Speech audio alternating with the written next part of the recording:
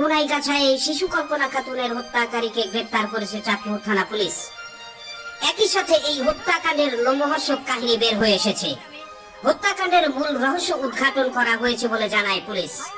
OC, DB এবং officer in charge Chatmohar থানা এর নেতৃত্বে এসআই বেনু রায়, মামলার তদন্তকারী অফিসার এসআই মোহাম্মদ শামসুল ইসলাম সহ অফিসার ফোর্স উক্ত হত্যাকাণ্ডের মূল রহস্য উদ্ঘাটনের কাজ শুরু করে। পরবর্তীতে তথ্য প্রযুক্তির সহায়তা ও গোপন সংবাদের ভিত্তিতে শুক্রবার দিবাগত রাত 1:30 দিকে শিশু হত্যাকারী মোহাম্মদ নুরুজ্জামান মল্লিক ওরফে নূর জামালকে, তিনি চাটমোহরের চর মথুরাপুরের মোহাম্মদ আনিসুর রহমান মল্লিকের ছেলে, চাটমোহরের থানা অফিসার ইনচার্জ মোহাম্মদ মঞ্জুরুল আলম জানান, গ্রেপ্তারকৃত নুরুকে 14 ডিসেম্বর আদালতের মাধ্যমে পাবনা জেল হাজতে প্রেরণ করা হয়েছে। তিনি জানান, প্রাথমিক জিজ্ঞাসাবাদে এই হত্যাকাণ্ডের সাথে জড়িত থাকার কথা স্বীকার করেছে। জব্দ করা হয়েছে হত্যার কাজে ব্যবহৃত আলামত। এসআই শামসুল ইসলাম জানান, গ্রেপ্তারকৃত মোহাম্মদ নুরুজ্জামান মল্লিক ওরফে নূর জামালকে জিজ্ঞাসাবাদে সে ঘটনার সত্যতা স্বীকার করে জানায় যে ভিকটিম কল্পনা খাতুন তার প্রতিবেশী ভাতিজি হয়।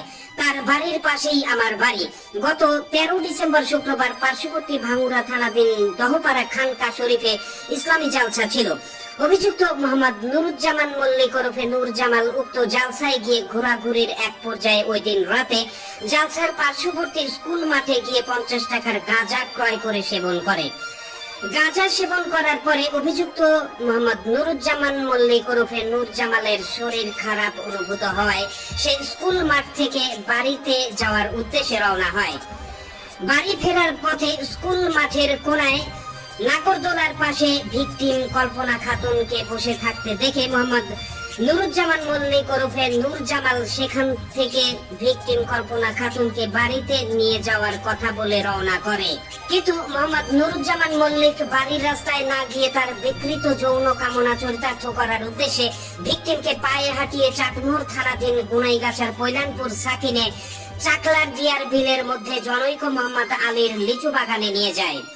সেখানে যাওয়ার পরে ভিকটিম কল্পনা খাতুন মোহাম্মদ নুরুজ্জামান মল্লিক ওরফে নূর জামালকে বলে, আমাকে বাড়িতে না নিয়ে এখানে নিয়ে আসছো কেন?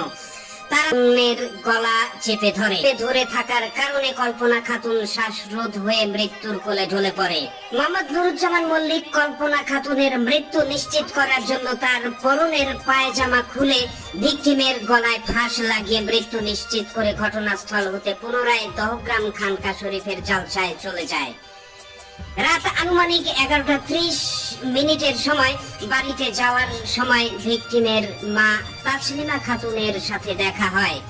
তখন ভিকটিমের মা তাসলিমা খাতুন কল্পনা খাতুনের নিখোঁজ এর বিষয়টি জানালে মোহাম্মদ নুরুজ্জামান মল্লিক বলে, তার সাথে আজকে কল্পনা খাতুনের কোথাও দেখা হয় নাই। পরে মোহাম্মদ নুরুজ্জামান মল্লিক ভিকটিমের মা তাসলিমা খাতুনের সহিত বিভিন্ন জায়গায় খোঁজাখুঁজি করে না পেয়ে রাত্রি 12টার দিকে নিজ বাড়িতে ঘুমিয়ে পড়েন। উল্লেখ্য, গত 13 ডিসেম্বর বাড়ির পাশে ইসলামী জালসা শুনতে গিয়ে নিখোঁজের পরদিন সকালে পৈলানপুর গ্রামের মোহাম্মদ আলীর লিচু বাগান থেকে কল্পনা খাতুনের মরদেহ উদ্ধার করে পুলিশ।